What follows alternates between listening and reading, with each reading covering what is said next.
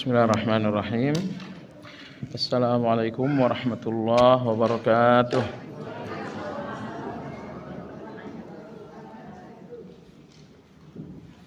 Alhamdulillah. Nahmaduhu wa nasta'inuhu wa nastaghfiruh. Wa na'udzu billahi min shururi anfusina wa min sayyiati a'malina. من يهد الله فلا مضل له ومن يضلل فلا هادي له وأشهد أن لا إله إلا الله وحده لا شريك له وأشهد أن محمدا عبده ورسوله لا نبي بعده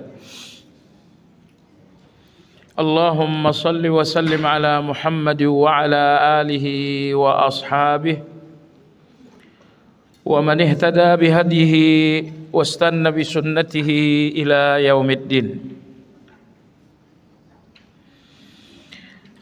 يا أيها الذين آمنوا اتقوا الله حق تقاته ولا تموتن إلا وأنتم مسلمون. Jamaah sekalian rahimakumullah, alhamdulillah kita per hari ini telah berada pada tanggal kedua dalam bulan Zulhijjah. Di antara pesan penting kepada setiap kita semua, bahwa kalaulah haji secara fisik dilakukan oleh mereka-mereka yang sedang berada di sana, tetapi tujuan haji itu bisa kita jalankan bersama. Jadi haji secara fisik itu bukan peluang kita saat ini, tapi bahwa kita berada di dalam tujuan haji itu bisa. Tujuan haji Bapak Ibu sekalian adalah terus menerus berzikir kepada Allah 10 hari pertama Dzulhijjah. Maka Nabi kita bersabda, innama ju'ilat tawafu bil bait wa bainas safa wal marwa wa ramyil jimar li iqamati dzikrillah. Allah mensyariatkan tawaf, mensyariatkan sa'i, mensyariatkan lontar jumrah, semuanya dalam rangka berzikir kepada Allah. Jadi ternyata tujuan dari haji adalah zikir. Nah, kalau Bapak Ibu 10 hari pertama ini betul-betul sungguh-sungguh berzikir, Bapak Ibu memang tidak sedang berhaji, tapi Bapak Ibu sedang berada di dalam tujuan haji, yaitu berzikir. Dan zikir yang paling utama, ada 3 zikir khusus 10 hari pertama ini. Zikir khusus pertama adalah terus menerus bertakbir dari tanggal 1 sampai tanggal 9. Dari rumah ke tempat bekerja, dari rumah ke pasar, sedang rebahan di rumah, sedang jogging atau berolahraga, terus menerus bertakbir. Allahu Akbar, Allahu Akbar, Allahu Akbar. La ilaha illallah, Allahu Akbar, Allahu Akbar, walillahil hamd. Jadi tidak ada batasan waktunya. Pokoknya dari pagi sampai tidur, dari tanggal 1 sampai tanggal 9. Ini dinamakan takbir mutlak. Nomor 2, ibu-ibu sekalian, nanti kalau sudah sampai di tanggal 9 Zulhijjah, zikir takbir ini diganti. Diganti dengan 2 hal. Yang pertama, berzikir mengucapkan la ilaha illallah wahdahu la syarikalah lahul mulku wa lahul hamdu wa huwa ala kulli syai'in qadir. Ini zikir khusus untuk hari Arafah. La ilaha illallah wahdahu la syarikalah lahul mulku wa lahul hamdu wa huwa ala kulli syai'in qadir. Nah, di samping ibu bapak terus menerus berzikir pada hari Arafah dengan zikir tadi, bapak ibu juga sebanyak-banyaknya berdoa pada hari Arafah. Nah, maka inilah dua hal zikir yang spesial pada hari Arafah. Pertama, memperbanyak tahlil la ilaha illallah sampai akhir, kemudian memperbanyak doa. Nabi kita sallallahu alaihi wasallam bersabda, khairud du'a du'a'u yaumi Arafah. Wa khairu ma qultuhu ana wan nabiyyuna min qabli la ilaha illallah wahdahu la syarikalah lahul mulku wa lahul hamdu wa huwa ala kulli syai'in qadir. Artinya, doa terbaik di depan Allah adalah doa-doa di hari Arafah. Itu doa terbaik. Anda berdoa sepertiga terakhir malam, tentu itu doa yang sangat baik. Tapi dari seluruh doa, yang paling terbaik adalah doa-doa Anda di hari Arafah.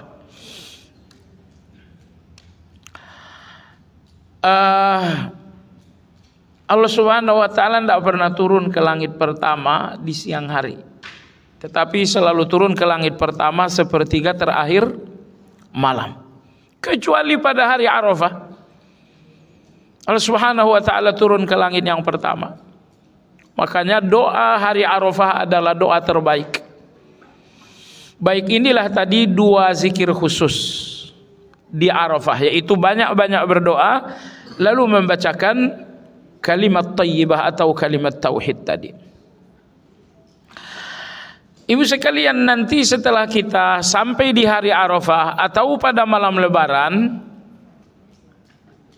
takbir yang tadinya umum tidak terbatas waktu, maka dengan masuknya Lebaran atau dengan masuknya hari Arafah, takbir-takbir ini bukan lagi takbir bebas waktu, melainkan menjadi takbir terbatas waktu, yaitu setiap selesai salat wajib, assalamualaikum, assalamualaikum, astaghfirullah, Allahumma antas salam, Allahu akbar, sampai selesai. Setelah itu lanjutkan zikir salat. Jadi terserahlah Anda zikir salat dulu selesai baru takbir, atau Anda istighfar Allahumma antas salam, karena astaghfirullah dan Allahumma antas salam satu paket, jangan dipisah. Setelah itu baru Anda bertakbir. Ini berlangsung dari hari Arafah atau hari Lebaran 11, 12 dan 13. Saya katakan hari Arafah atau hari Lebaran karena memang ini perbedaan pendapat di kalangan ulama. Dalam mazhab Ahmad, takbir muqayyad itu awalnya hari Arafah. Tapi dalam mazhab Syafi'i, mazhab yang dianut oleh orang-orang Indonesia, takbir muqayyad itu pada saat mulai malam Lebaran. Ini perbedaan, tidak perlu kita ribut. Ya. Baik jemaah sekalian yang saya hormati, tentu di antara ibadah yang sangat spesial juga, termasuk ibadah khusus, adalah Anda memperbanyak puasa. Dari tanggal 1 Anda berpuasa sampai tanggal 9 kalau bisa. Kalau tidak bisa, paling tidak tanggal 9. Kalau Anda misalnya, oh saya mulai Senin besok deh, Senin, Selasa, Rabu, Kamis, silakan saja.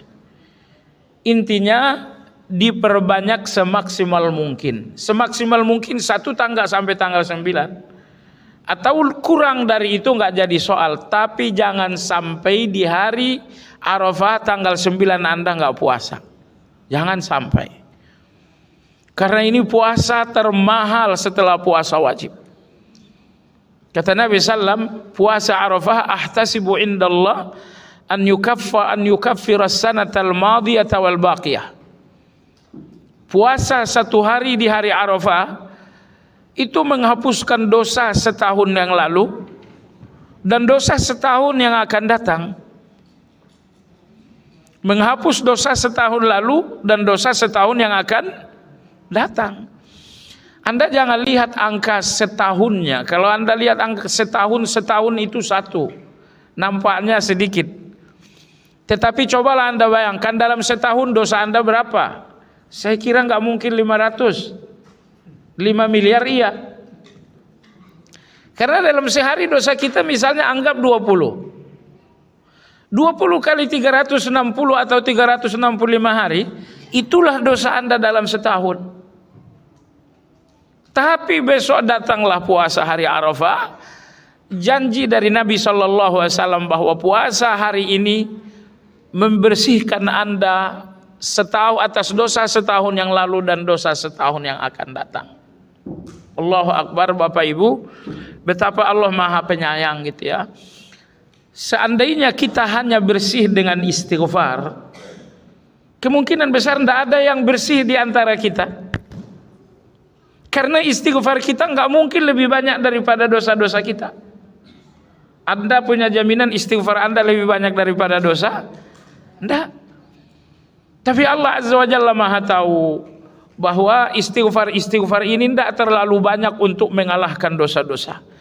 Maka Allah ajarkan melalui Nabi SAW sejumlah ibadah-ibadah penghapus dosa. Salah satunya adalah puasa pada hari Arafah, itu menghapuskan dosa setahun yang lalu dan dosa setahun yang akan datang. Dosa kecilkah atau dosa besar? Tentu yang akan terhapus adalah dosa-dosa kecil.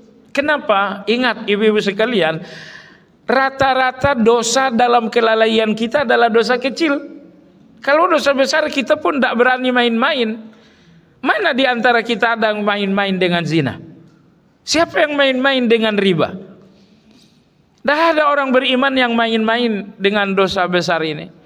Maka dosa-dosa yang selalu terlalaikan, terlupakan, terabaikan adalah dosa-dosa kecil. Maka dosa-dosa kecil inilah yang dihapuskan oleh puasa Arafah itu. Tapi kata Imam Nawawi, kalau dosa-dosa kecil ini sudah habis, maka tidak tertutup kemungkinan dosa besar pun akan terhapus. Kalau ada pertanyaan, masa ibadah sunnah menghapus dosa besar? Jawabannya iya, bukan masa.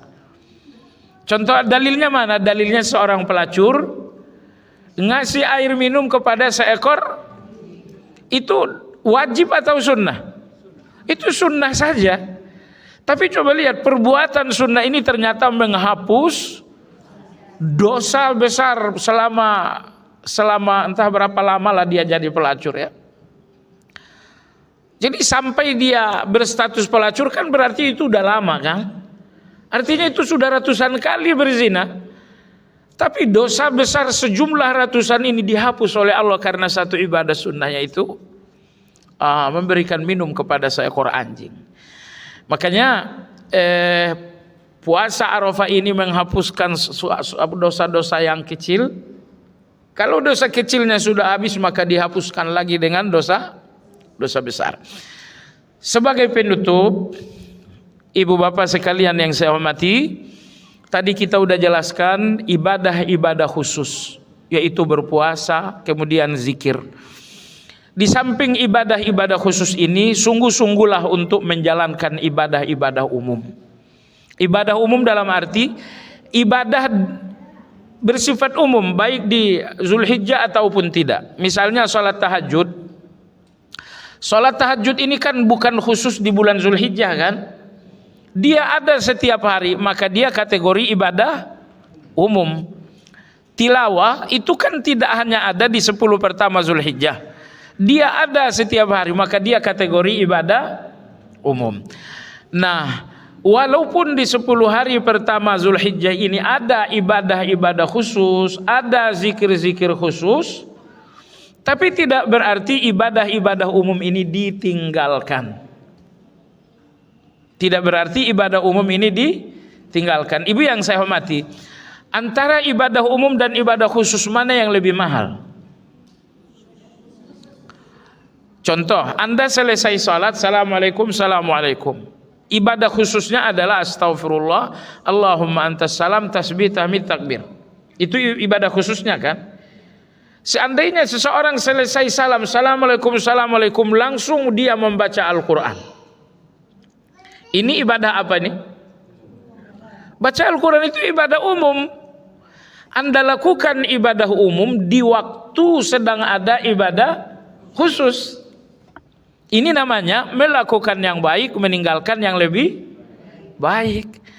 Saya lihat Imam Ibnu Qayyim rahimahullah, beliau mengatakan di antara ilmu yang sangat penting dalam beramal saleh adalah memahami maratibul a'mal, memahami tingkatan amal. Kalau kita tidak faham tingkatan amal, kita akan rugi. Kita lakukan yang nilainya kecil pada ada yang nilainya besar. Ini tadi selesai salam langsung baca Quran, itu nilainya kecil karena ada yang sedang khusus, yaitu berzikir. Baik, jadi maksud saya Bapak Ibu, di 10 pertama Zulhijjah ini ada ibadah dan zikir-zikir khusus. Jadikanlah itu fokus utama, dengan tidak mengorbankan ibadah-ibadah yang umum. Ibadah umumnya jangan ditinggalkan, tahajudnya jangan ditinggalkan, witirnya, zikir pagi, zikir petangnya, tilawahnya, ini semua ibadah umum jangan ada yang dikorbankan. Tetapi berikanlah fokus yang lebih besar kepada ibadah-ibadah khusus. Nabi kita sallallahu alaihi wasallam bersabda, "Ma min ayyam al-amalus salih fiha ahabbu ila Allah min hadhihi al-ushur." Kata Nabi, tidak ada hari-hari amal saleh yang paling dicintai Allah melebihi amal-amal saleh di 10 pertama Zulhijjah. Qalu ya Rasulullah walal jihadu fi sabilillah. Ya Rasulullah, bahkan lebih mulia daripada jihad fi sabilillah? Kata Nabi, iya lebih mulia. Illa rajulun kharaja bi nafsihi wa malihi thumma lam yarji' min dzalika bi syai'.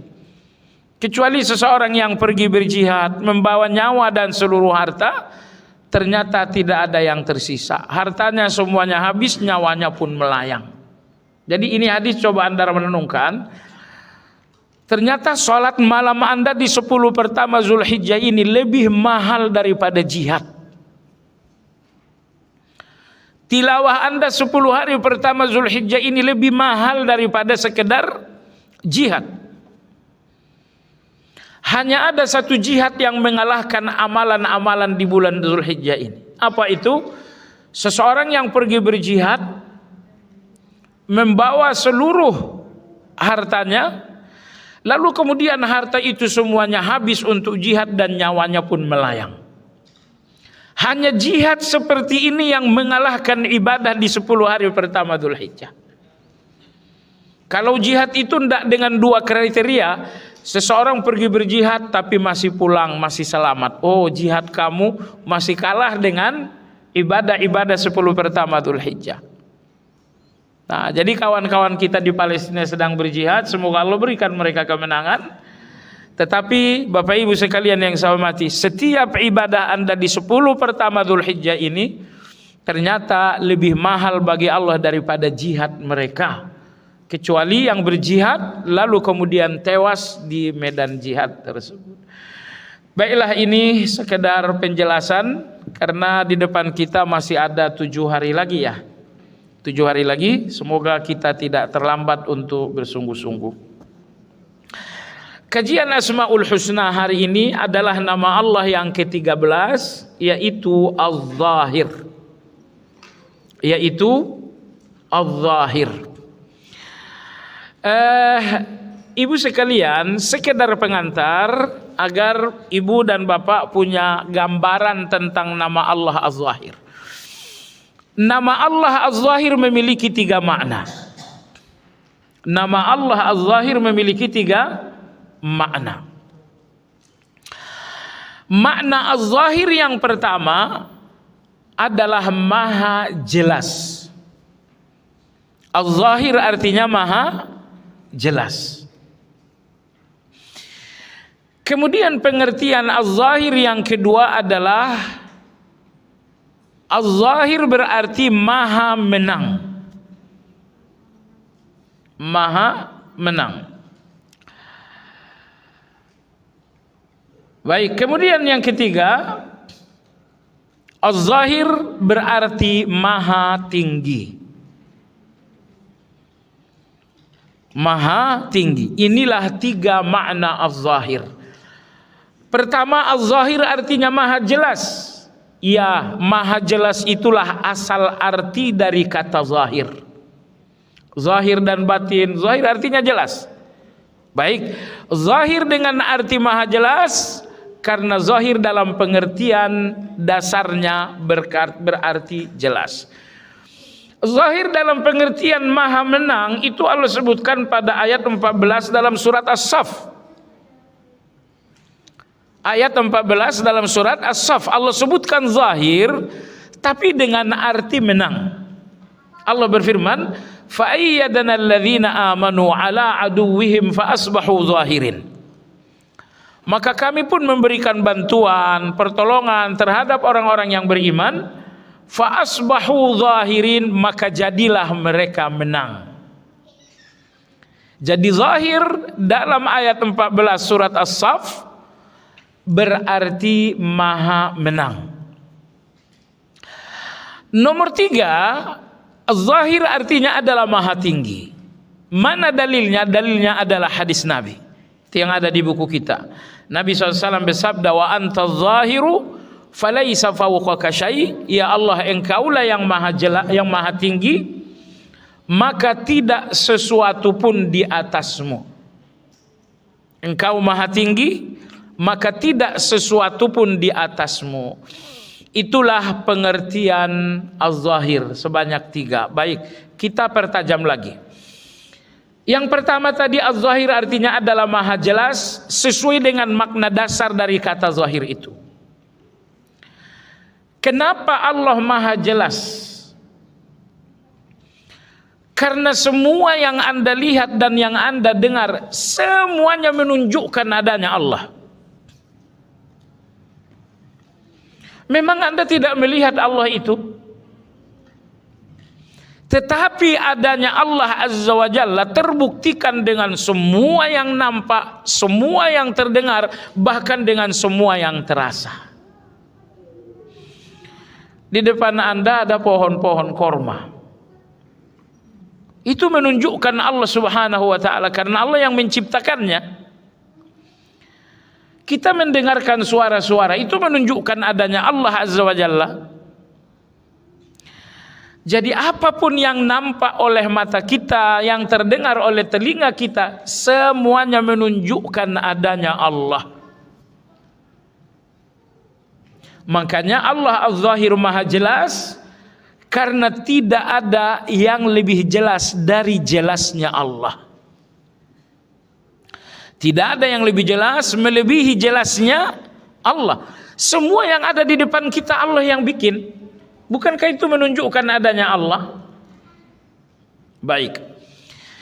Jamaah sekalian yang saya hormati, tetapi orang-orang kafir, begitu juga dengan Bani Israel, mereka tidak merasa cukup adanya Allah sampai mereka melihat Allahnya secara langsung.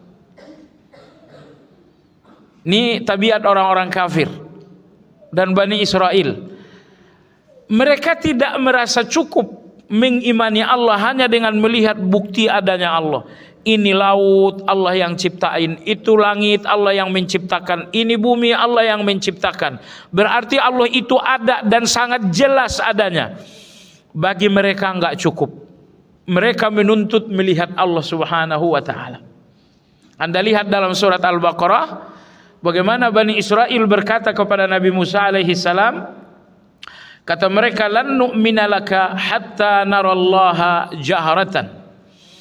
Yang artinya, wahai Musa, kami tidak beriman kepadamu sampai kami melihat Allah senyata-nyatanya. Al-Baqarah ayat 66. Al-Baqarah ayat 66. 55 bukan 66.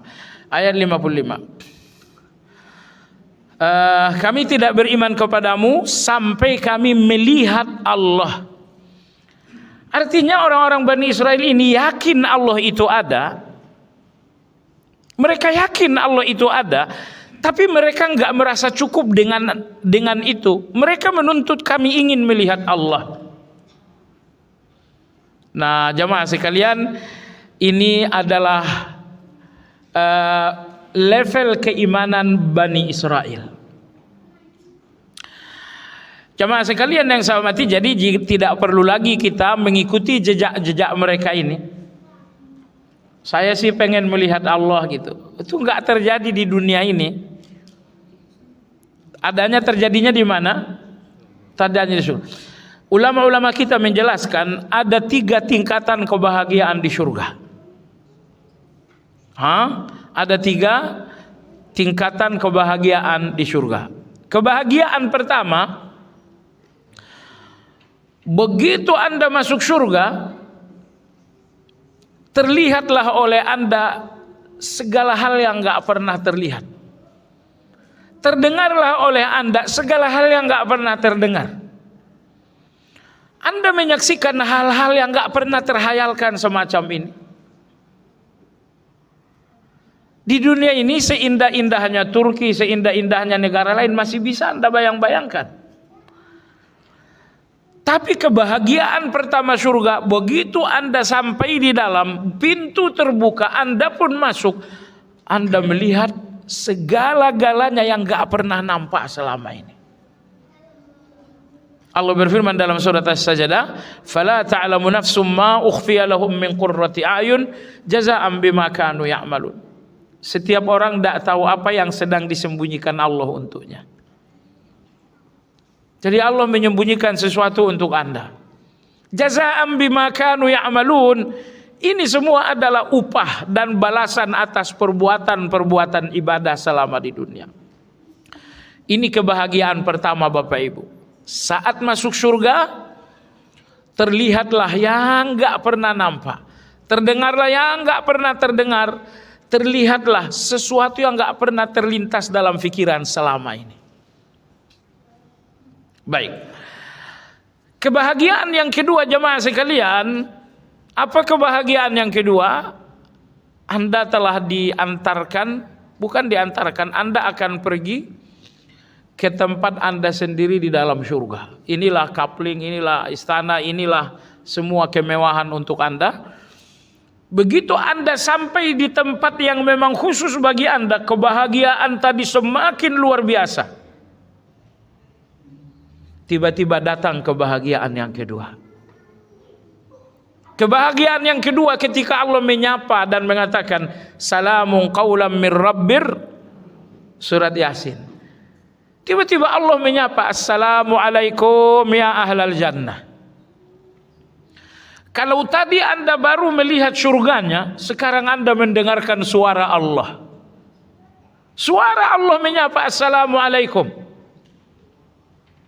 Nah, lalu puncak kebahagiaan di surga itu jamaah sekalian, Anda sudah melihat surga?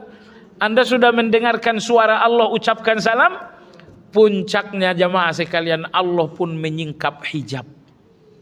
Allah menyingkap hijab dan Allah menampakkan dirinya sejelas-jelasnya di hadapan para penghuni surga. Inilah 3 tingkatan kebahagiaan di dalam. Kebahagiaan pertama, kebahagiaan dengan surga. Kebahagiaan kedua, kebahagiaan mendengarkan suara Allah saat mengucapkan assalamualaikum. Lalu kebahagiaan puncak adalah ketika Allah berkenan menyingkap tirai dan hijab yang membatasi dirinya dari pandangan makhluk, pandangan ciptaannya. Seiring dengan hijab diangkat oleh Allah Azza wa Jalla, maka nampaklah Allah Subhanahu wa Ta'ala. Terlihatlah zat Allah Subhanahu wa Ta'ala. Jadi kalau banyak keindahan membuat kita mabuk kepayang, kalau banyak keindahan membuat kita mabuk kepayang, Anda bisa bayangkan ketika Anda melihat yang menciptakan keindahan itu sendiri, yaitu adalah Allah Azza wa Jalla. Baik jemaah sekalian, kembali kepada kajian kita. Az-zahir dalam pengertian pertama, Allah Maha jelas. Sejelas semua ciptaannya di depan mata kita. Maka hanya orang yang gagal berpikir saja Orang yang mengatakan ini laut Allah ciptakan, tapi saya ragu Allah itu ada. Itu orang yang gagal berpikir. Itu langit Allah yang menciptakan, tapi saya ragu Allah itu ada atau tidak. Itu orang yang gagal berpikir. Maka sejelas ciptaan Allah di depan kita, itulah bagian dari kemahajelasan Allah Subhanahu wa ta'ala. Ibu, di antara bentuk maha jelasnya Allah Subhanahu wa ta'ala, lihatlah ketika para nabi-nabi meminta kepada Allah. Nabi Daud meminta, Nabi Ayub meminta, Nabi Zakaria meminta, ternyata langsung diberikan oleh Allah. Bukankah itu menunjukkan Allah itu ada? Jadi gini, permintaan para nabi itu adalah permintaan di luar kemampuan manusia. Sekarang gini, kalau ibu minta uang ke saya kasih, yang penting jangan banyak-banyak. Dan itu mungkin bagi bapak ibu tidak menunjukkan Allah ada, karena yang anda minta anda peroleh dengan cara yang logis. Tapi permintaan para nabi semuanya di luar logika, agar umat sadar bahwa yang memberi ini bukan lagi yang membutuhkan logika. Yaitu contoh, Yunus alaihi salam berada dalam perut ikan. Kita nih orang tenggelam di laut aja kita udah berpikir tewas. Lah ini tidak, Nabi Yunus dibuang, diterkam ikan, dan Allah yang maha tahu berapa lama beliau ada di dalam. Semua orang berpikir ini telah mati. Tapi Yunus alaihi salam meminta keselamatan. Beliau minta keselamatan dengan doa atau dengan zikir? Dengan zikir. Pekan lalu, pertemuan lalu kita udah bahas. Manakah yang lebih baik? Meminta keinginan dengan doa atau minta keinginan dengan zikir? Jawabannya adalah dua-duanya boleh, dua-duanya baik, tapi minta keinginan dengan zikir lebih utama daripada minta keinginan dengan doa. Ini dibahas Imam Ibnu Qayyim dalam kitab Al-Wabilus Sayyib. Jadi Yunus alaihissalam mengatakan la ilaha illa anta subhanaka inni kuntu. Akhirnya Allah Subhanahu wa ta'ala menyelamatkannya. Pertanyaan ibu-ibu sekalian, selamatnya Nabi Yunus ini logis atau tidak logis? Itu enggak logis. Kenapa enggak logis? Agar manusia tidak punya alasan, oh ini dibantu oleh awak-awak kapal, oh ini dibantu oleh para pelaut. Supaya semua manusia tidak ada alasan kecuali Nabi Yunus selamat karena Allah. Karena yang selalu dia sebut-sebut adalah nama Allah, la ilaha illa anta. Dia menyebut nama Allah. Nah, jemaah sekalian, seandainya keselamatan Nabi Yunus dengan hal-hal yang logis, mungkin itu tidak membuktikan adanya Allah. Misalnya Nabi Yunus tenggelam, lalu awak kapal langsung menerkam dan dia selamat. Tidak ada orang yang mengatakan ini selamat dengan Allah, tapi ini selamat dengan awak kapal. Tapi keselamatan Nabi Yunus itu muncul dari sesuatu yang di luar hitung-hitungan logika, agar semua orang tidak punya jawaban kecuali Allah. Ibrahim alaihissalam dibuang ke dalam kobaran api, dan api ini nyala membara selama 40 hari 40 malam.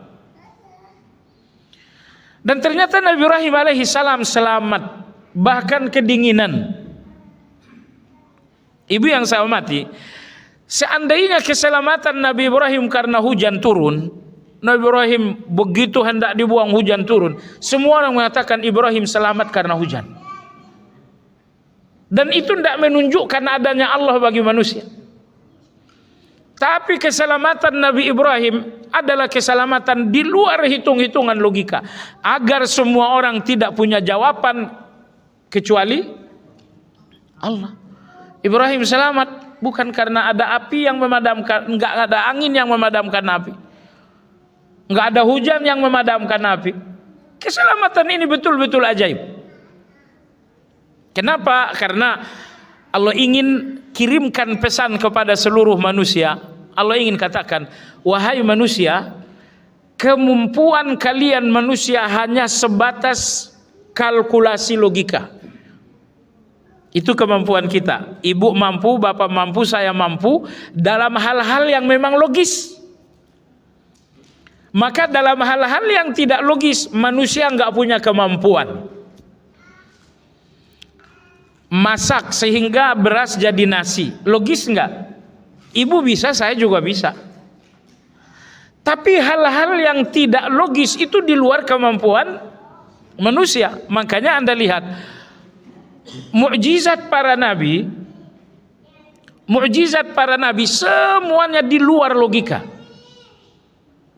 Semuanya di luar logika, karena Allah ingin nampakkan kepada orang bahwa kekuatan Allah itu tidak membutuhkan logika untuk bisa. Yang membutuhkan logika untuk berhasil adalah kekuatan manusia. Makanya kekuatan manusia kekuatan yang lemah. Karena harus logis, kalau tidak logis kita udah nggak mampu apa-apa.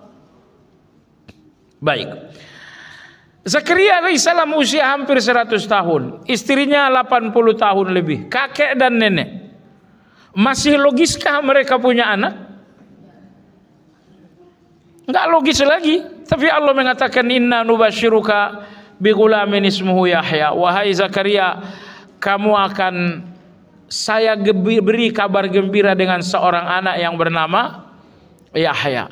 Ibu, semua nabi yang langsung dinamai Allah cuman Yahya. Ismail bukan Allah yang ngasih nama. Yang langsung memberi nama Yahya adalah Allah. Selain beliau tidak ada yang diberi nama oleh Allah. Apa arti Yahya, ibu-ibu sekalian? Apa artinya Yahya? Yahya artinya hidup.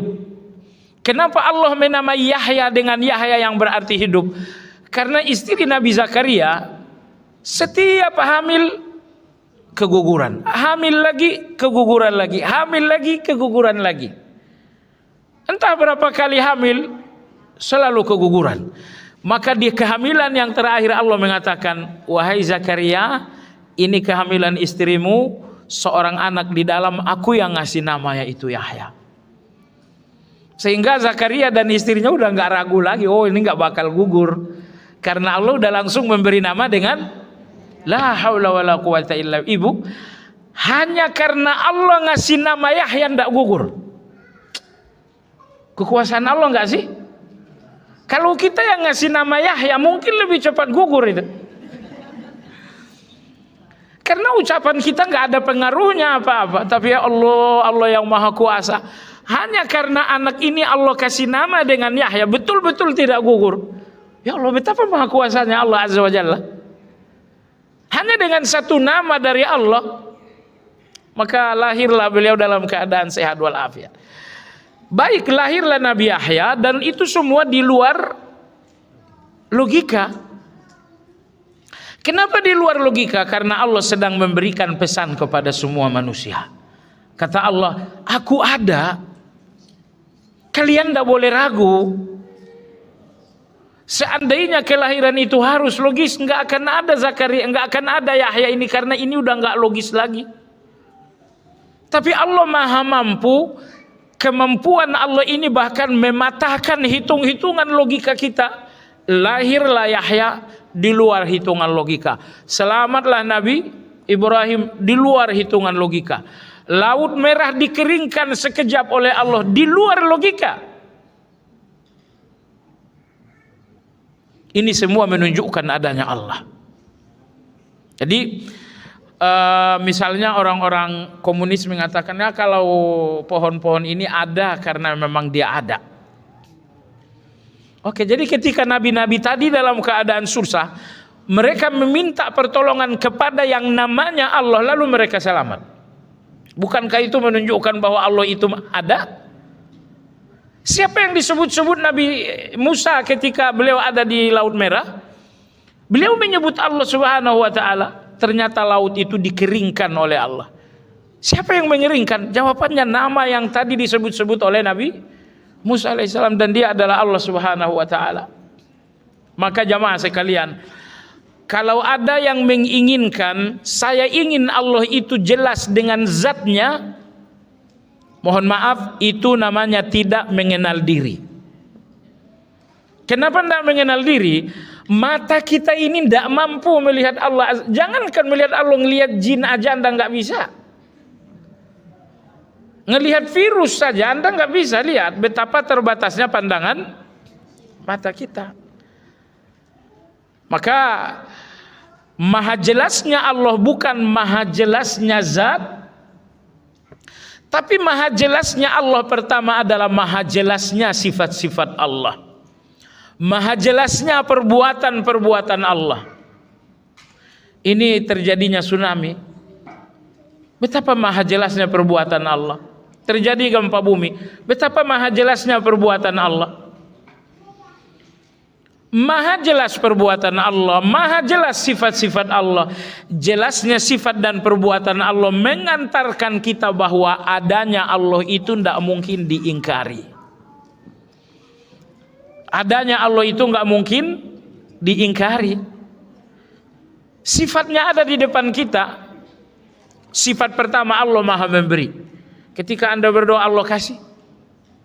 Itu sifat Allah, bahwa Allah maha memberi, Allah maha ngasih rezeki, Allah maha memberi keselamatan. Jadi perbuatan Allah, sifat-sifat Allah jelas di depan kita, dan keduanya mengantarkan kita kepada kemahajelasan eksistensi. Maka Allah Subhanahu wa taala maha jelas adanya. Jemaah sekalian, sebagian ulama kita mengatakan, apakah ada yang lebih jelas dari Allah? Padahal segala-galanya Allah yang menciptakan. Apakah ada yang lebih jelas dari Allah? Padahal Allah maha besar, melebihi segala yang besar. Kalau saya katakan kepada Anda di depan ada semut, Anda mungkin tidak percaya karena semut itu kecil. Tapi ketika Allah maha besar, apakah yang maha besar itu nggak jelas? Jadi jemaah sekalian yang saya hormati, Allah maha jelas. Allah maha jelas karena semua ciptaan adalah Allah yang menciptakan. Allah maha jelas. Allah maha jelas karena tidak ada yang lebih dekat dengan Anda kecuali Allah Azza wa Jalla. Saya pernah, mungkin sekitar 20 tahun lalu, baca satu buku tentang Stalin. Stalin itu yang menciptakan komunis. Jadi Stalin ini di tahap awal membangun ideologi komunis di Uni Soviet itu, beliau dikejar-kejar oleh pemerintah karena dianggap membangun satu ideologi yang terlarang. Maka rumahnya dikepung dan dia dipastikan akan tertangkap.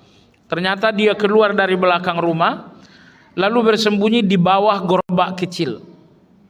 Sampai semua pasukan polisi yang datang menggerebek tidak berhasil menemukan beliau.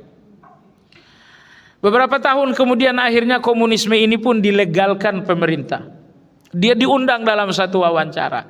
Dulu ketika rumah Anda digerebek, ya, dipastikan Anda tertangkap, tapi malah tidak tertangkap. Anda di mana waktu itu?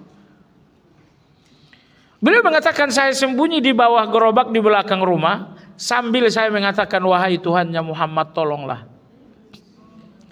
Wahai Tuhannya Muhammad, tolonglah. Wahai Tuhannya Muhammad, tolonglah. Allahu Akbar. Ternyata sejahat-jahatnya manusia mengingkari Allah, kalau sudah sampai di titik yang sangat darurat, hati ini nggak bisa lagi kecuali mengakui Allah itu ada. Wahai Tuhannya Muhammad, tolonglah. Cuman ketika dia selamat setelah menyebut Tuhannya Muhammad, dia nggak ngakuin Tuhan Muhammad itu Tuhan.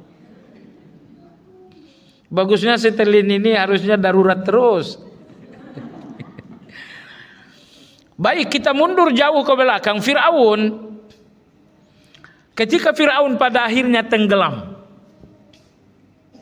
Ketika akhirnya Fir'aun tenggelam, laut yang tadinya kering, lalu Fir'aun dan pasukan pun masuk, tiba-tiba laut itu menyatu.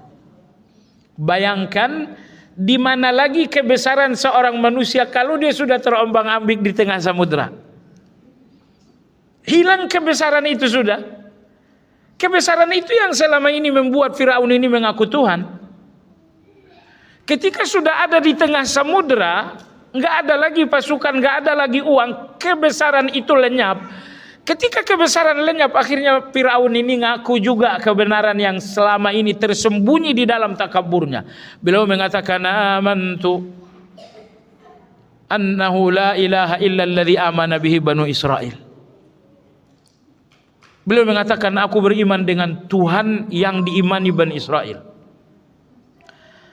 Beliau mengatakan, amantu bi rabbi Harun wa Musa. Aku beriman dengan Tuhannya Harun dan Musa. Ngaku bukan? Akhirnya dia mengaku, tapi kapan dia mengaku? Saat kebesarannya telah dihancurkan oleh Allah Azza wa Jalla. Maka sebetulnya jabatan-jabatan kekayaan ini hijab yang menghalangi kebenaran dari banyak orang.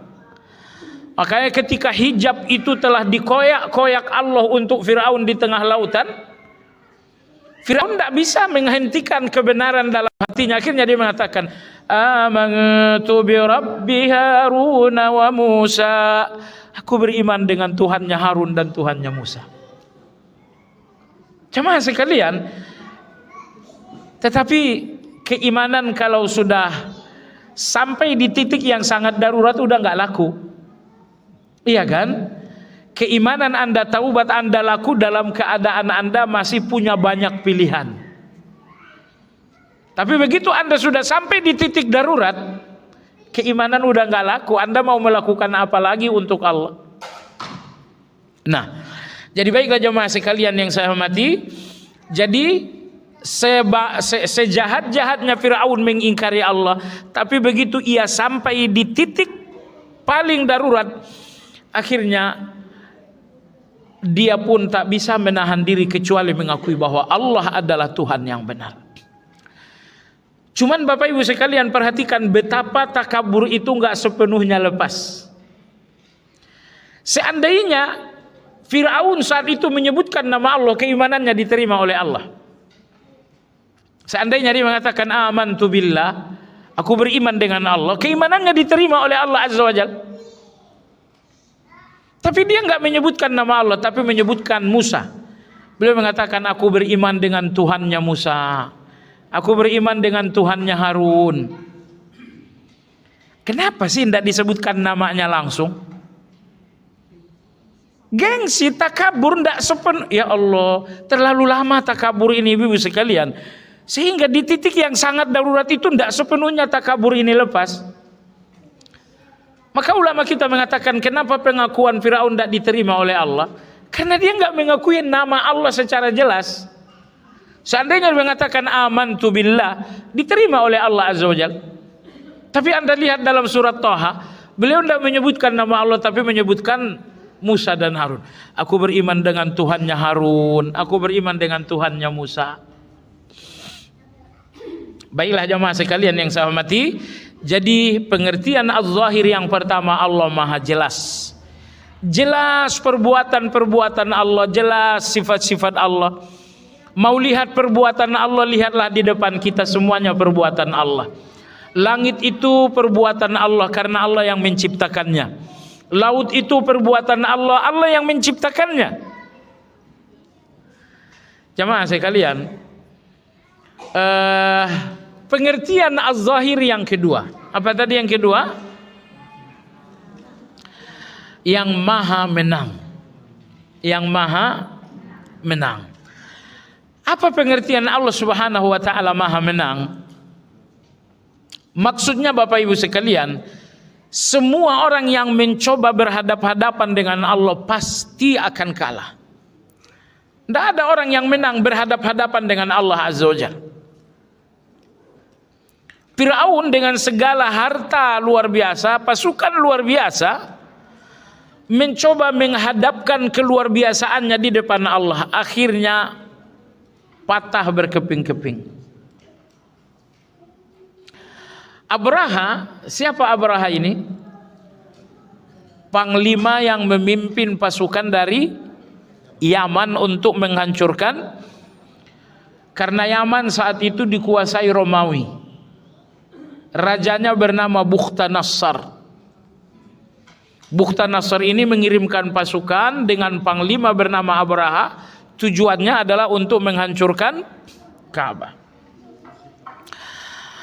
Bagaimana Abraha datang? Dia datang dengan kendaraan berupa binatang terbesar di depan manusia, yaitu apa, ada binatang lebih besar dari itu? Kan tidak ada lagi. Nah, jadi datanglah Abraha untuk menghancurkan Ka'bah menggunakan binatang terbesar. Tapi Allah Maha Menang. Bagaimana Allah mengalahkan Abraha? Justru Allah mengalahkan Abraha dengan binatang terkecil. Wa arsala alaihim, Allah tutuskan kepada mereka tayran, burung. Burung itu kecil atau besar? Burung itu kecil. Burung yang ya kecil-kecil itu. Burung kecil-kecil itulah didatangkan oleh Allah membawa kerikil-kerikil dari jahanam. Jadi bukan soal burungnya kecil, tapi soal senjatanya ini dari jahanam. Tapi maksud saya jamaah sekalian, Allah ingin mengatakan, Abraha, kau ingin mengalahkan aku dengan binatang terbesar, dan aku mengalahkanmu dengan binatang yang sangat kecil, yaitu burung. Supaya apa? Supaya semua orang sadar bahwa aku adalah Az-Zahir, bahwa aku adalah Maha Menang. Siapapun yang berusaha mengalahkan Allah, dia akan kalah. Karena Allah telah mensifati dan menamai dirinya dengan Az-Zahir, maka tidak ada kekalahan pada Allah sedikit pun. Namrud, kita sudah pernah ceritakan bagaimana Namrud mati. Ya, beliau mati dengan cara yang sangat tragis. Jadi walhasil jamaah sekalian, Az-Zahir artinya Allah Maha Menang. Karena semua ciptaan Allah akan kalah di dalam zahir kemahamenangan Allah Azza wa Jalla. Kalau Anda mau tahu bagaimana Allah menang atas hamba-hambanya, pertama Allah menang atas hamba-hambanya dengan kekuatan. Nomor dua, Allah Maha Menang atas hamba-hambanya dengan kekayaan. Nomor tiga, Allah Maha Menang atas hamba-hambanya dengan takdir. Allah Maha Menang atas hamba-hambanya dengan takdir. Sakit itu kan gak ada yang mau, tapi ternyata Allah takdirkan fulan sakit. Gak bisa, gak lepas sama sekali. Coba lihat bagaimana Anda kalah di dalam Maha Menangnya Allah Azza wa Jalla. Datanglah kematian jamaah sekalian. Semua uang dihabiskan agar kematian ini terhalangi. Tapi kematian ini takdir. Dan takdir itu adalah kemenangan Allah. Sehingga di dalam kemenangan Allah itu nggak ada kemenangan lagi sama sekali. Maka dengan uang sebanyak yang kita punya, dengan dokter spesialis yang kita punya, kematian itu nggak terhalangi sama sekali. Maka Allah Az-Zahir dengan kekuatannya, kemudian Allah Az-Zahir dengan kekayaannya, kemudian Allah Az-Zahir dengan segala takdir-takdirnya. Maka jamaah sekalian yang saya hormati, takdir Allah Azza wa Jalla, kalau Anda ingin melawan, Anda melawan yang Maha Menang. Gak mungkin Anda menang.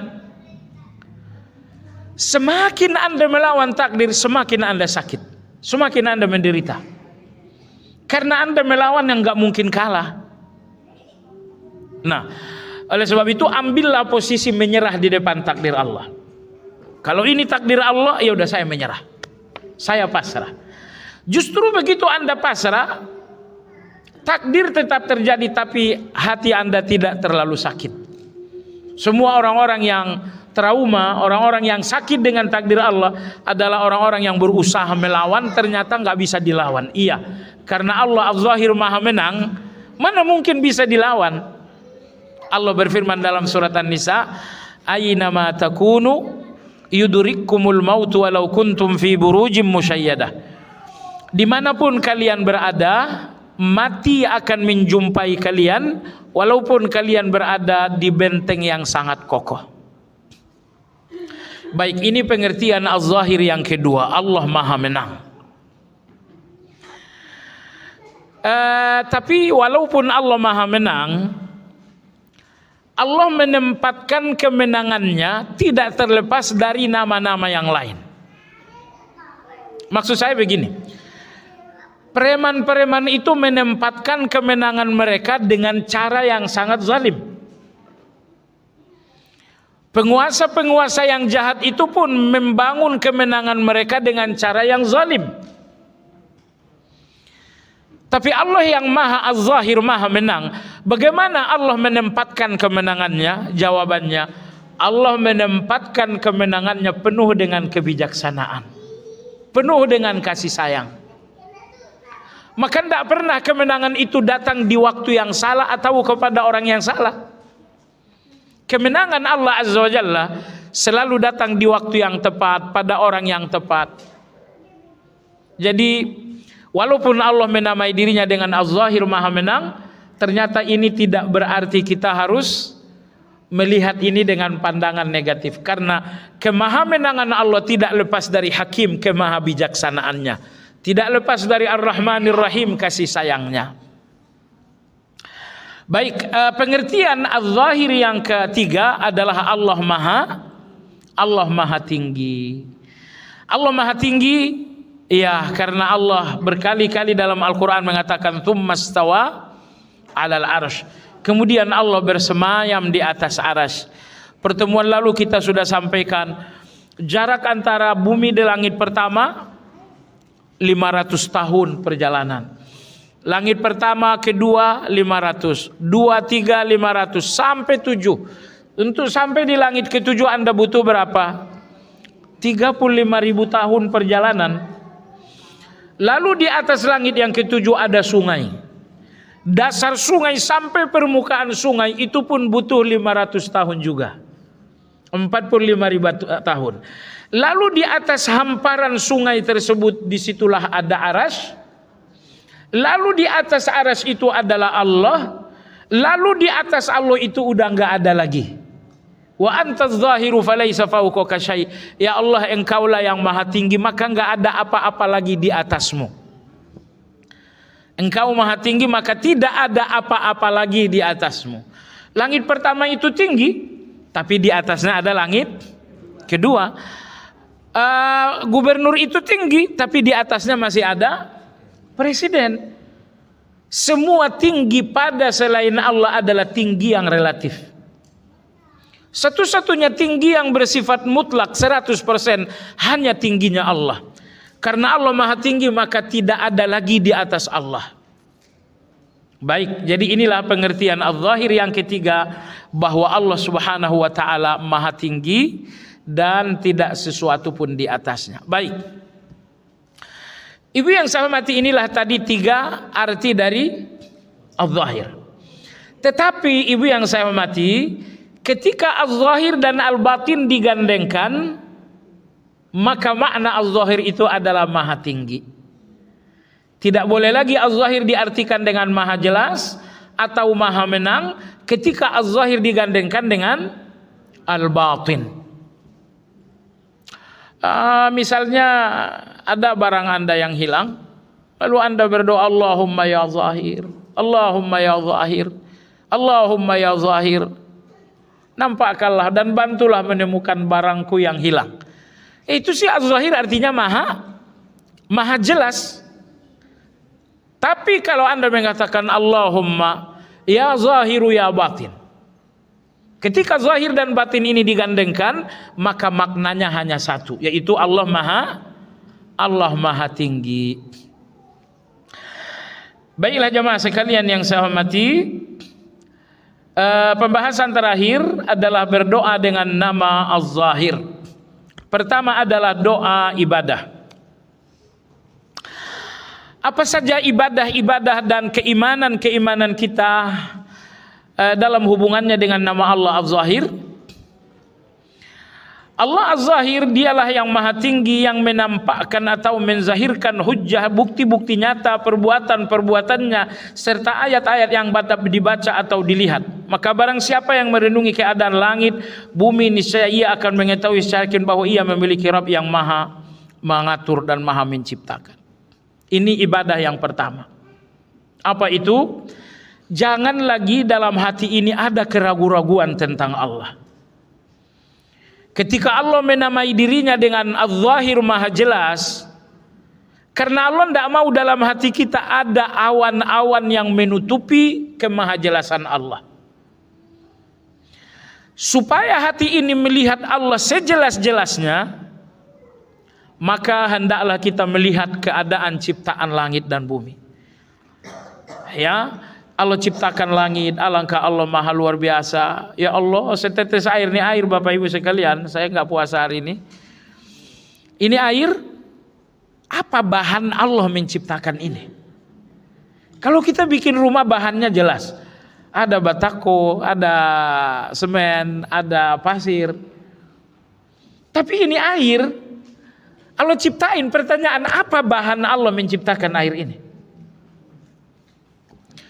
Ini nih, nggak dapat diraba sama sekali. Tapi ini namanya udara. Tanpa ada udara ini kita semua selesai. Pertanyaan ibu sekalian, bagaimana Allah menciptakan udara ini? Artinya bahannya apa? Atau mungkin lebih bodoh lagi, pabriknya di mana Allah bikin udara? Nanti kita akan bicara nama Allah Al-Badi', yang artinya Allah maha menciptakan tanpa bahan, tanpa alat, tanpa tempat, dan tanpa waktu. Allah nggak butuh bahan untuk bisa menciptakan. Allah nggak butuh alat untuk bisa menciptakan. Allah nggak butuh tempat, Allah nggak butuh waktu untuk bisa menciptakan. Maka ini udara jemaah sekalian, Masya Allah. Anda duduk di depan rumah, tiba-tiba angin sepoi-sepoi bertiup, Anda merasakannya tapi tidak bisa melihat, nggak bisa memegang. Pernahkah Anda berpikir bagaimana Allah menciptakan itu? Makanya ibu-ibu sekalian, semua ciptaan Allah itu dinamakan dengan kekuasaan karena tidak ada manusia yang bisa mencontohnya. Pernah saya sampaikan dalam kajian ini, pesawat itu bukan kekuasaan. Karena Amerika bikin pesawat, negara lain pasti bisa mencontoh kan? Ciptaan yang masih bisa dicontoh itu tidak dinamakan dengan kekuasaan. Tetapi ini udara, Allah ciptakan udara ini, siapa yang bisa mencontoh? Ini air, Allah ciptakan air, siapa yang bisa mencontoh? Angin bertiup, siapa yang bisa mencontoh? Jadi penulis berkata, sesering mungkinlah membenamkan pikiran Anda dalam ciptaan-ciptaan Allah agar Anda mengakui keluar biasaannya. Ya, lihat laut diciptakan oleh Allah Azza wa Jalla. Ya, kita ke laut lah sesekali. Ya, lihat ke atas, inilah langit. Jemaah sekalian yang saya hormati. Jadi ibadah yang pertama berhubungan dengan nama Az-Zahir. Allah maha jelas, maka jangan ada lagi keraguan-raguan kita tentang Allah. Ibu yang saya hormati, dengar baik-baik. Su'ul khatimah yang paling buruk, apabila saat-saat kepergian besok ternyata Anda ragu tentang Allah. Saat ini Anda yakin Allah Tuhan, Allah maha disembah, Allah yang maha menciptakan. Tapi Masya Allah, esok jelang kematian, inilah detik-detik nyawa akan ditanggalkan. Tiba-tiba hati ini berkecamuk dengan keraguan. Emang Allah itu ada nggak sih? Emangnya surga itu ada nggak sih? Emangnya neraka itu ada nggak sih?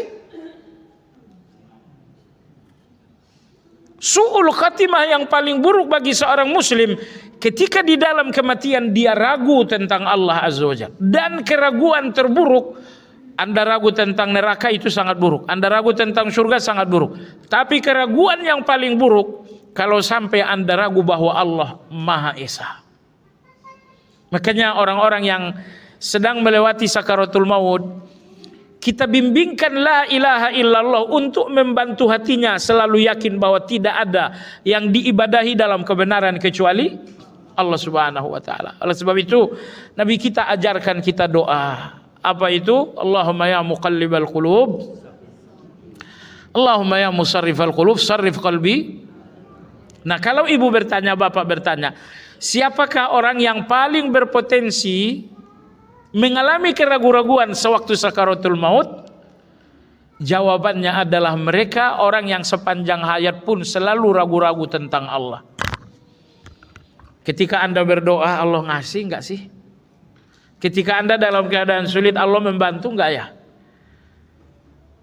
Kalau dalam perjalanan hidup kita selalu ragu dengan Allah Azza wa Jalla, maka keraguan ini akan datang terakhir kali untuk menutup kehidupan Anda, yaitu sakaratul maut. Maka oleh sebab itu tidak boleh ragu tentang Allah Azza wa Jalla. Nah, caranya bagaimana? Itu yang dikatakan oleh penulis tadi. Lihatlah ciptaan Allah lalu renungkan. Bacalah ayat Al-Quran lalu renungkan. Ibnu Qayyim rahimahullah mengatakan, tidak ada jalan yang paling dahsyat untuk mengokohkan hati tentang Allah kecuali membaca Al-Quran dan melihat ciptaan Allah. Al-Quran adalah ucapan Allah, ciptaan Allah adalah perbuatan-perbuatan Allah. Saya yakin jemaah sekalian, 1 jam saja dalam sehari kita baca Quran, 1 jam saja, atau mau 2 jam? 1 jam aja. 1 jam saja Anda baca Quran dalam 1 hari, Anda akan merasakan perubahan yang sangat dahsyat. Ya mungkin di hari pertama Anda belum merasakan apa-apa, tapi teruslah baca Al-Quran 1 jam, 1 jam, 1 jam. Lalu kemudian Anda akan merasakan bahwa hati ini betul-betul kokoh berpegang dengan Allah Azza wa Jalla. Baik. Jamaah sekalian yang saya hormati, ibadah kita yang kedua terkait dengan nama Az-Zahir. Allah Az-Zahir, Allah Maha Jelas. Kalau Anda sadar bahwa Allah Maha Jelas, sehingga Allah jelas bagi semuanya, dan bagi Allah pun jelas semuanya. Allah Maha Jelas karena Allah jelas bagi semua ciptaannya, dan semua ciptaannya pun jelas bagi Allah Azza wa Jalla.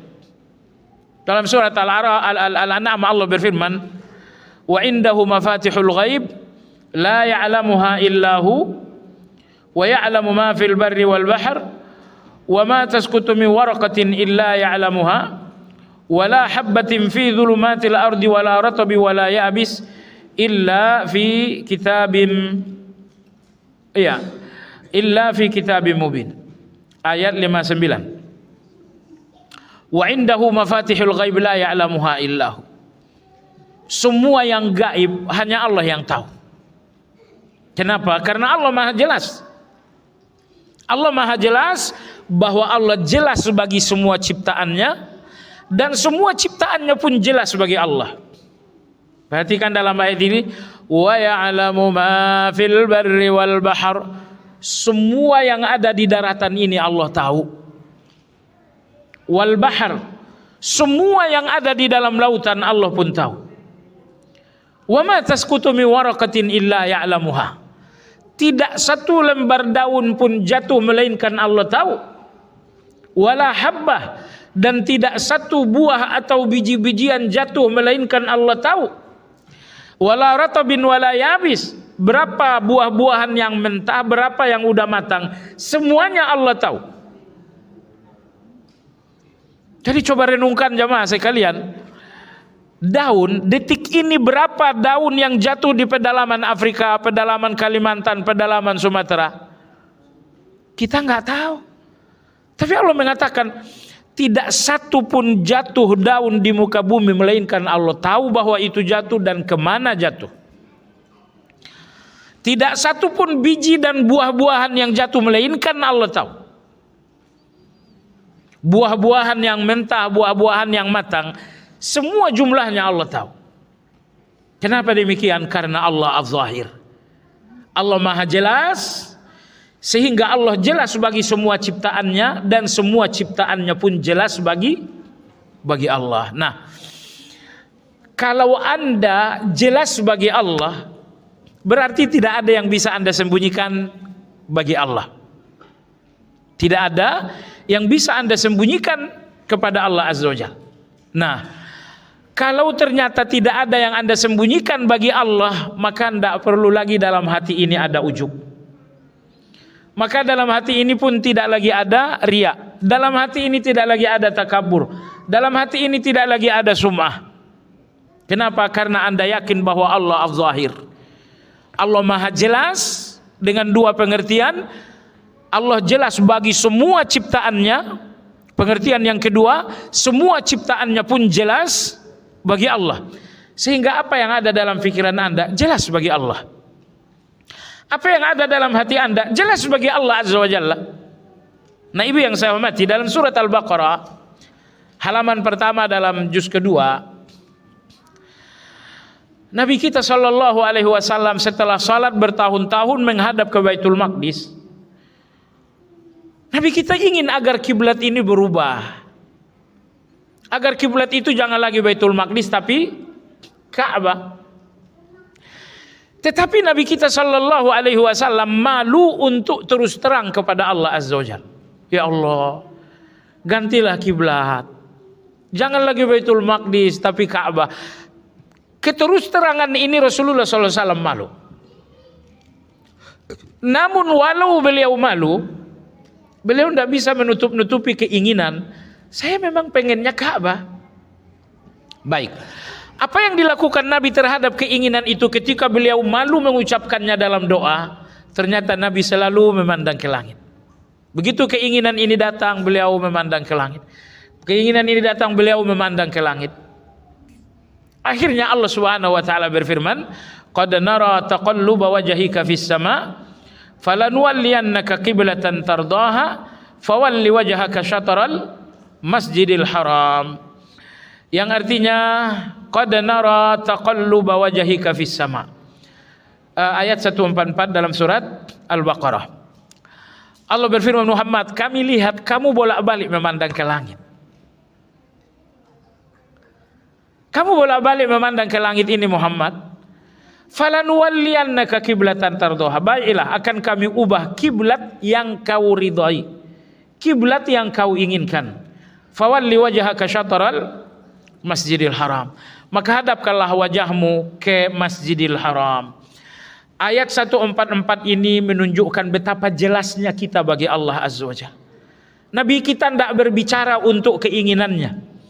Beliau hanya melirik ke langit, tapi semua ciptaan bagi Allah sangat jelas. Ibu yang saya hormati, sekecil fikiran yang Anda sembunyikan, bagi Allah itu tidak ada masalah, jelas sekali bagi Allah Azza wa Jalla. Makanya ulama-ulama kita mengatakan, yang kecil dalam pandangan manusia bagi Allah itu besar. Yang gelap tak nampak bagi manusia, bagi Allah itu terang. Yang tersembunyi bagi manusia, bagi Allah itu terbuka. Yang rahasia bagi manusia, bagi Allah itu transparan. Kenapa? Karena Allah Az-Zahir. Allah Maha Jelas. Jelaslah Allah bagi semua ciptaannya. Dan jelas pula semua ciptaan ini bagi Allah Azza wa Jalla.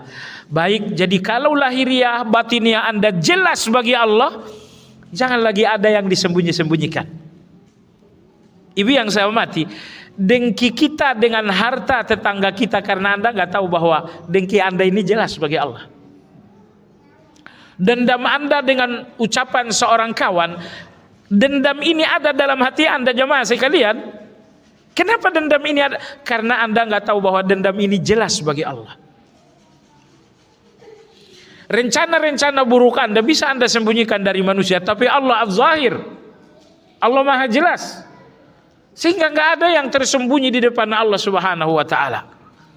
Makanya penulis mengatakan, kalau kita beriman bahwa Allah Maha Jelas, sehingga semuanya jelas bagi Allah, dan Allah pun jelas bagi semuanya, maka tidak lagi ada yang kita tutup-tutupi dari Allah Subhanahu wa taala.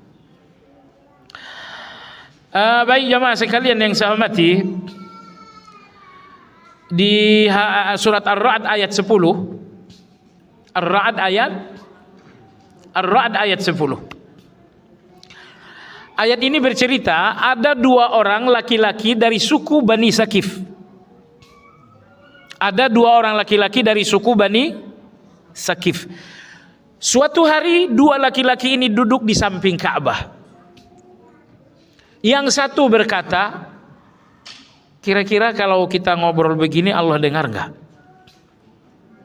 Kawannya menjawab, kalau suara kita kencang jelas Allah tahu. Tapi kalau kita cuma suara pelan apalagi berbisik jelas Allah tidak tahu. Inilah pembicaraan kedua orang ini. Belum lagi jawaban ini selesai, ayat telah turun kepada Nabi sallallahu alaihi wasallam. 10 surat Ar-Ra'd. Sawa'um minkum man asarra al-qawla wa man jahara bih wa man huwa mustakhfim bil-laili wa saribum bin-nahar. Sama saja bagi Allah, kalian berbisik atau kalian berteriak. Sama saja bagi Allah, kalian sembunyi di tengah malam atau kalian terbuka di siang bolong. Bagi Allah sama saja.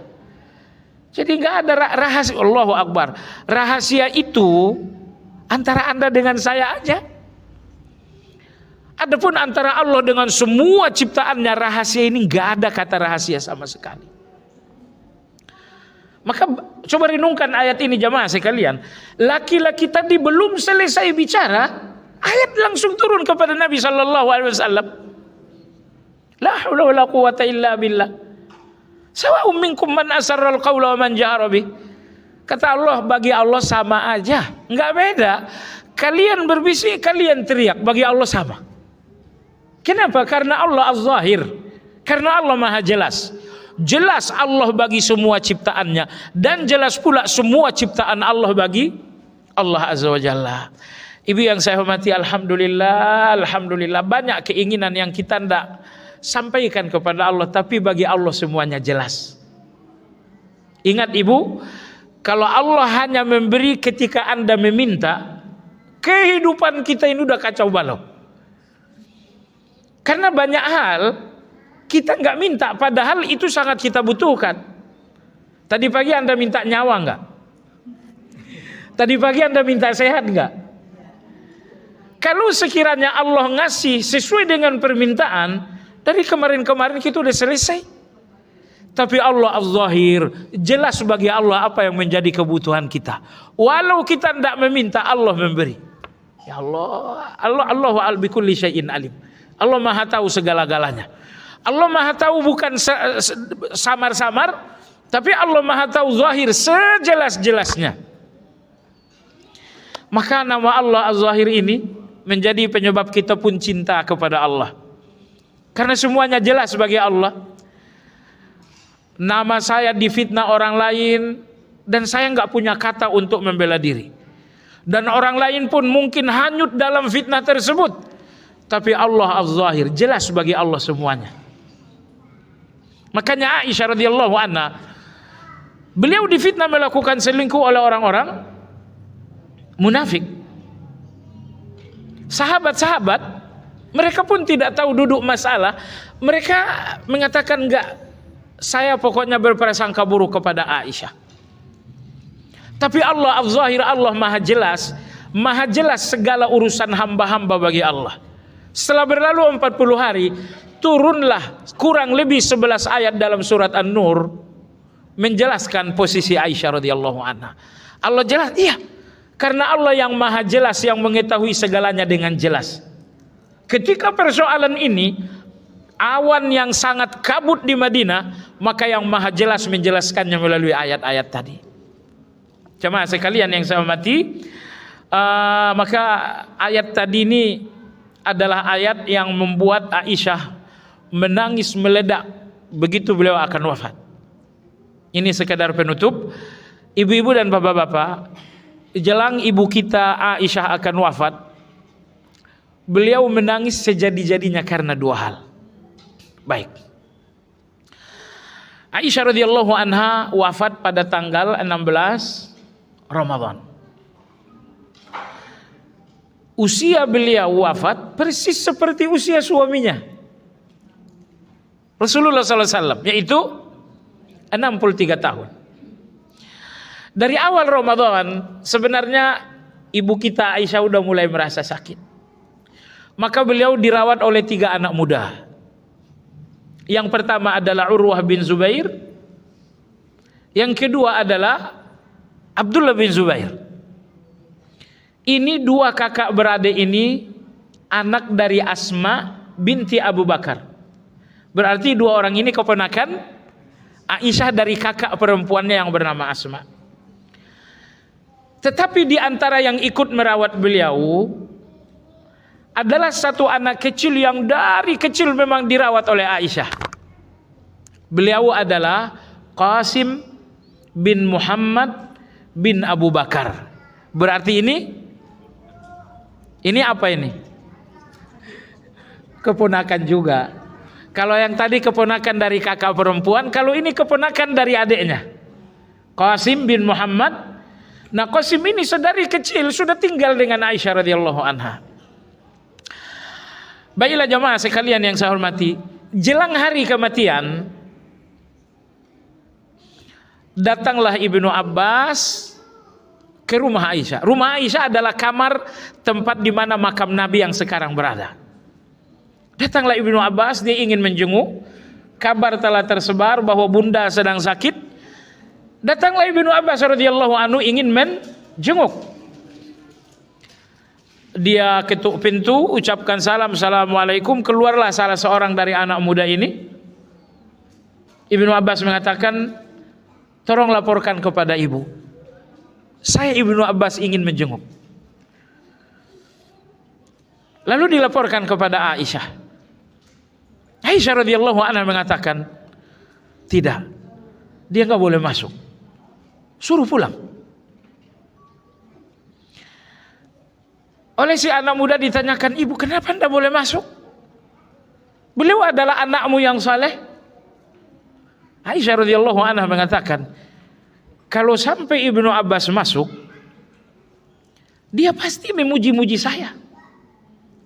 Saya tidak mau mati dengan pujian-pujian manusia karena saya ngerasa kematian saya udah dekat. Saya tidak mau mati dengan pujian-pujian manusia yang membuat hati saya ujub. Kematian saya udah di depan mata, suruh pulang. Tapi Masya Allah Ibnu Abbas bersikeras. Beliau mengatakan tidak, tolong sampaikan saya benar-benar ingin ketemu. Karena Ibnu Abbas radhiyallahu anhu bersikeras, akhirnya anak muda ini melaporkan ibu, beliau tetap ingin ketemu. Aisyah mengatakan kalau begitu terserah kalian. Akhirnya masuklah Ibnu Abbas sambil memakai tongkat karena saat itu beliau pun sudah sangat tua. Dia duduk tidak terlalu jauh dari ibu Aisyah radhiyallahu anha. Akhirnya Ibnu Abbas mulai berbicara. Ketika dia mulai berbicara, Aisyah radhiyallahu anha meletakkan tangannya begini. Maksudnya silakan bicara tapi tolong jangan memuji. Saya dengar bicaramu tapi saya tidak mau pujian. Tapi kan tidak mungkin juga. Akhirnya Ibnu Abbas radhiyallahu anhu berkata, beliau mengatakan, ibu, jarak pertemuanmu dengan Rasulullah hanya sekedar nyawamu keluar. Karena hari ini adalah hari beliau meninggal.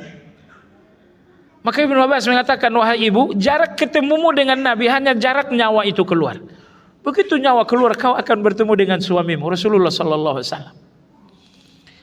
Dan tidak ada wanita yang paling dicintai beliau lebih dari Khadijah selain kamu, selain ibu. Oh, di sini mulailah Ibnu Abbas memuji. Tapi karena nggak bisa dikendalikan, Ibnu Abbas melanjutkan ucapannya. Wahai ibu, ibu masih ingat nggak? Sewaktu kita pulang dari perang Bani Mustalik, seharusnya kita sampai di Madinah lebih cepat dan salat di Madinah, berwudu dan salat di Madinah. Tapi dalam perjalanan itu kalung ibu jatuh. Kami semua butuh waktu yang lama untuk mencari kalung. Masuklah waktu salat dan kami nggak ada air. Akhirnya saat itulah turun ayat 6 surat Al-Maidah tentang tayammum. Kata Ibnu Abbas, ibu, betapa ibu ini berkah sekali. Seandainya kalung ibu tidak jatuh, ayat tayammum tidak turun hari itu. Mungkin akan turun besok dan lusa. Tapi ayat tayammum turun hari itu bertepatan dengan kalung ibu jatuh. Ibu ternyata berkah sekali. Allah turunkan ayat ini dan nggak bisa dilepaskan dengan apa yang terjadi dengan ibu saat itu. Waduh, begitu ayat ini disebutkan Ibnu Abbas, Aisyah radhiyallahu anha menangis, beliau terseduh-seduh, menangis bahagia karena Allah Subhanahu wa taala tentu saja ya menurunkan tayamum dan Allah Maha menempatkannya bertepatan dengan kejadian Aisyah radhiyallahu anha. Baik. Setelah tangisan Bunda Aisyah reda, Ibnu Abbas melanjutkan ucapannya. Kata Ibnu Abbas, "Ibu, masih ingat enggak bahwa dulu ibu difitnah orang-orang munafik melakukan selingkuh? Kami tidak bisa banyak membela, kecuali kami tidak mau percaya. Tiba-tiba Allah turunkanlah ayat yang sangat panjang dalam surat An-Nur untuk membela kehormatan ibu sampai kiamat. Di masjid seluruh dunia kehormatanmu dibacakan dalam ayat tersebut." Untuk kedua kalinya Aisyah radhiyallahu anha pun menangis meledak-ledak. Tentu saja tidak dengan beliau menangislah. Sudah. Setelah itu Ibnu Abbas radhiyallahu anhu kembali. Lalu Aisyah memanggil 3 orang anak muda ini. Ibu Aisyah radhiyallahu anha berkata, dengar kalian bertiga. Kalau saya meninggal, saya jangan dimakamkan di samping suami saya. Walaupun tempat ini adalah hak saya. Tetapi makamkan saya di Baqi berdampingan dengan madu-madu saya. Kenapa wahai ibu? Aisyah mengatakan, mereka adalah istri Rasulullah sama dengan saya. Saya tidak mau di dalam kematian saya beda dengan mereka. Saya ingin sama dengan mereka. La quwwata illa billah. Jadi maksud saya jemaah sekalian, coba lihat hati yang sangat bersih itu. Pertama ketika beliau menolak pujian, tolong saya jangan dipuji, saya ini udah mau meninggal. Saya tidak mau meninggal dengan pujian manusia. Nomor 2, di kamar Aisyah ada tempat yang cukup untuk beliau dimakamkan, tapi beliau tidak memilih itu. Beliau berhak, seandainya beliau dimakamkan di sana enggak akan ada yang protes karena ini rumah beliau. Tapi beliau mengatakan mereka adalah istri, saya istri, biarkan saya sama dengan mereka. Ini pun menunjukkan kebersihan. Beliau tidak mau dispesialkan radhiyallahu taala anha. Baiklah, demikian kajian kita hari ini, semoga bermanfaat. Bagi Bapak Ibu yang hendak bertanya dipersilakan.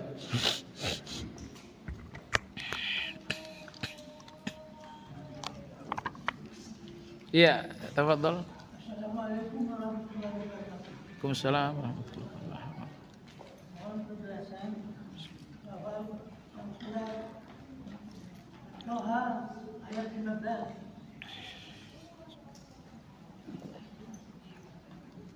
Toha ayat 15 bunyinya, Inna sa'ata atiyatun akadu ukhfiha litujza biha kullu nafsin bima tas'a fala yasuddannaka anha man la yu'minu biha wattaba'a hawahu fatarda.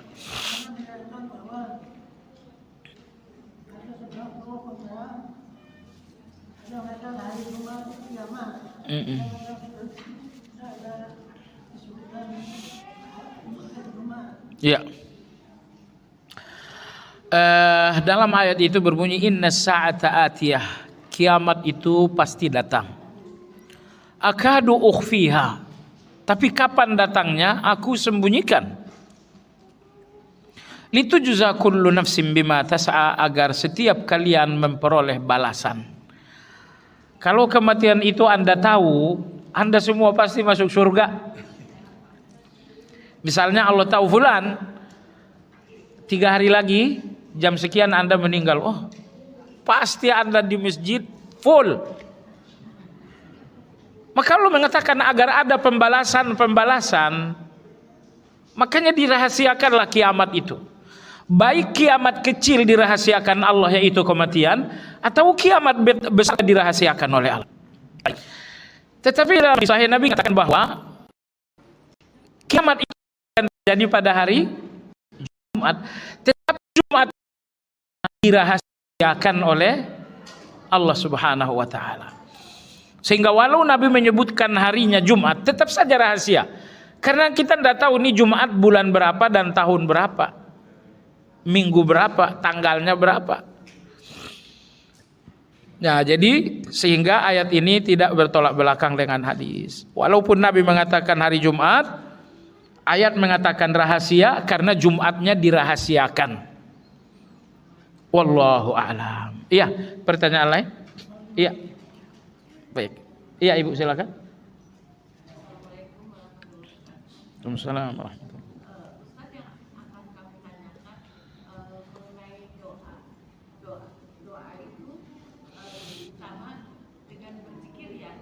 Ya. Terus bagaimana dengan kita misalnya ingin memanfaatkan waktu kalau lagi berpuasa kan doa orang yang berpuasa. Iya. Iya. Tapi ada maksudnya keinginan khusus yang kita meyakini bahwa Allah mengetahui dengan keinginan kita itu, tapi rasanya kok kurang puas kalau kita nggak menjalankan Iya. doa itu. Terus bagaimana kaitannya dengan ayat di dalam Al-Quran yang mengatakan berdoalah engkau padaku, apabila kamu nggak berdoa maka akan saya sendiri disiksa dengan siksaan yang berat. Itu bagaimana dengan kita cukup dengan berpikir aja. Kadang-kadang juga kan Ustaz, kita misalnya mau menyiapkan untuk orang yang buka puasa gitu, tapi kita juga kepengen memanfaatkan waktu untuk berdoa Iya. dengan waktu ini waktunya Iya. buka puasa, tapi kita juga Iya. terhalang untuk apa bisa kita dengan berzikir aja sambil masak misalnya, kita berzikir aja tapi kita di dalam hati bahwa ya Allah ini permohonanku ini. Itu terus yang mengenai takdir tadi Ustaz, bahwa kita tidak bisa melawan Allah. Maksudnya dengan takdir, maksudnya kita nggak melawan, tapi ada janjinya Allah bahwa takdir itu bisa berubah dengan doa. Bagaimana Ustaz? Iya.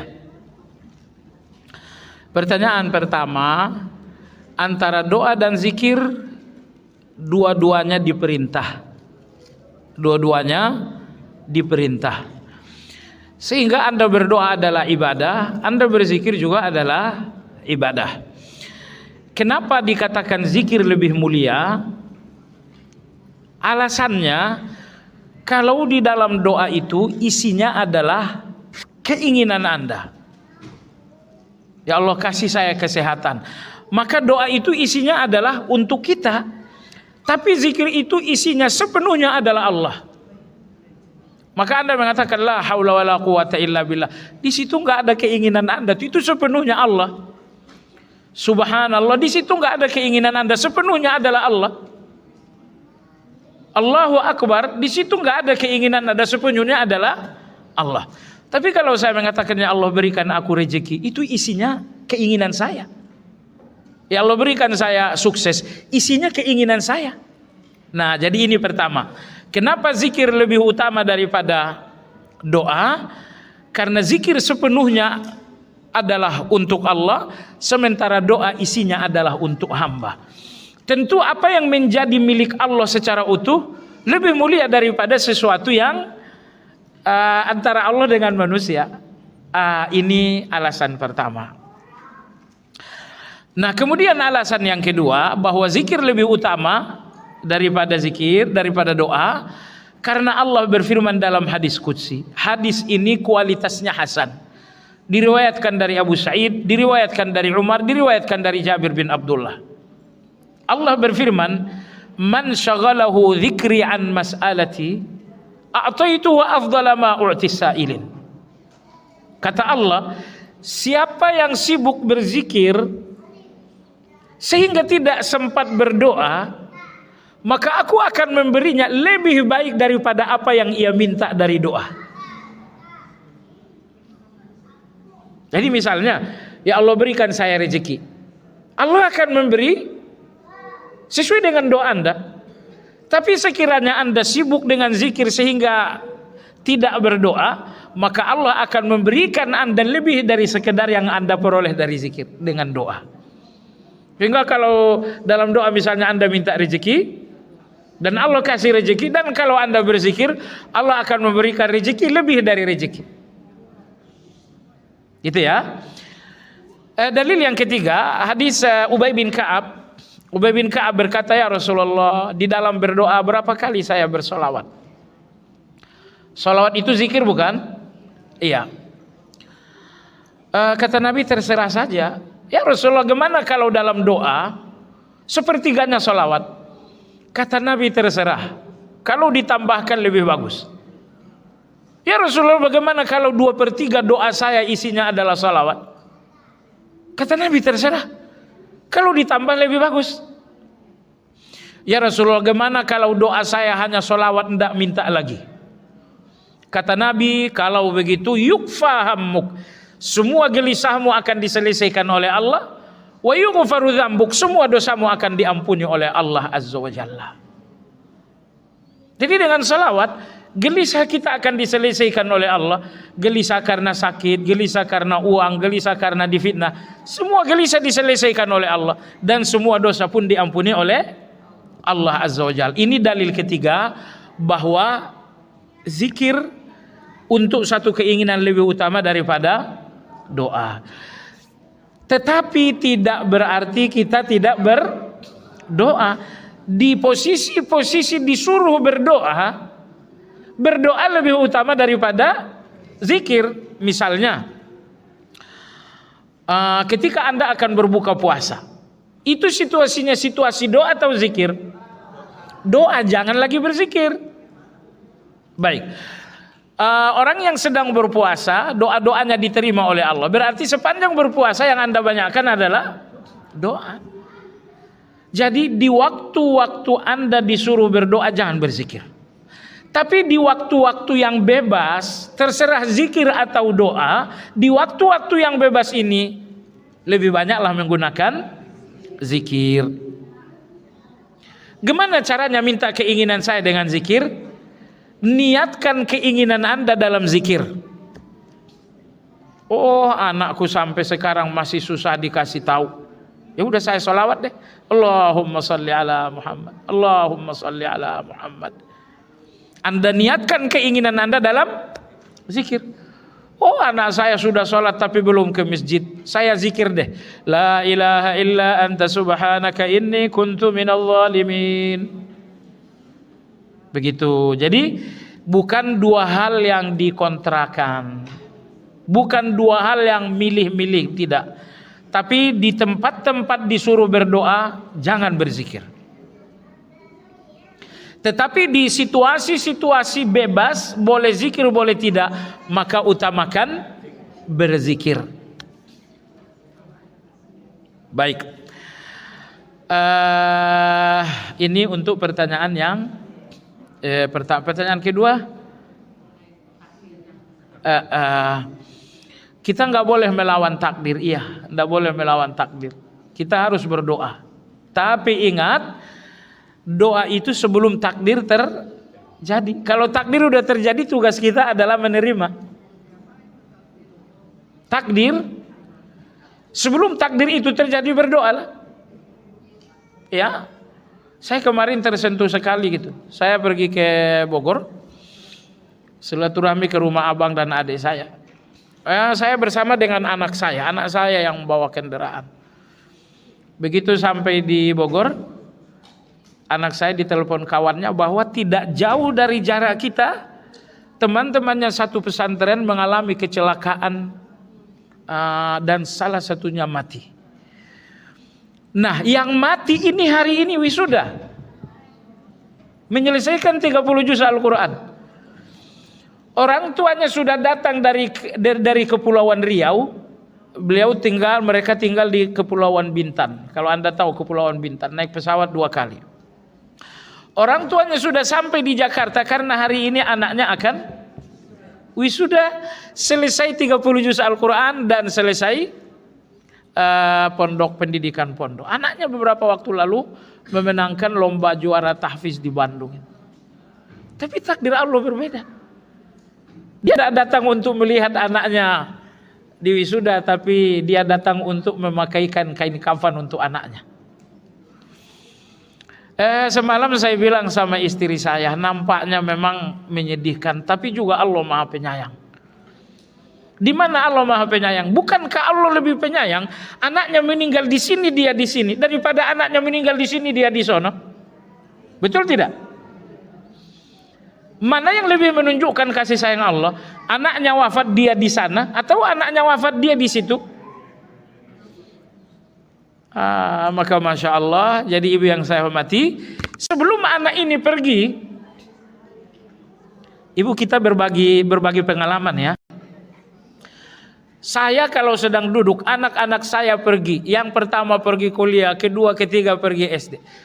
Insya Allah saya tidak pernah lupa. Begitu anak saya pergi, Allahumma astaudi'uka waladi.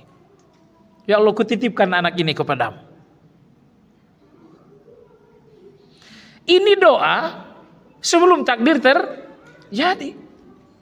Kalau ternyata nanti takdir terjadi A atau B, tugas saya adalah menerima, ya Allah ini takdirmu, aku ridho. Seorang ulama mengalami takdir kematian dan beliau menangis tapi juga tersenyum. Lalu beliau ditanya, Anda ini tersenyum tapi juga menangis? Beliau mengatakan, ini kematian anakku, tentu saja saya sedih. Tapi saya sadar kematian anakku ini keputusan Allah, maka saya tertawa. Karena ternyata kematian ini datang dari yang maha mencintai saya melebihi saya. Ini ma'rifatullah jemaah sekalian. Ini ma'rifatullah. Ingin saya katakan Bapak Ibu, semua orang yang betul-betul mencintai Allah, di dalam cinta itu tidak ada sakit, tidak ada kecewa, tidak ada egoisme. Kalau Anda mencintai Allah, berarti di dalam cinta itu nggak akan ada lagi sakit, nggak akan ada lagi kecewa, nggak akan ada lagi egoisme. Maksudnya begini, Anda mencintai Allah, iya. Gimana kalau Anda dalam keadaan susah? Anda sakit nggak dengan Allah? Kalau Anda masih sakit dengan keputusan Allah, Anda tidak dinamakan mencintai Allah Azza wa Jalla.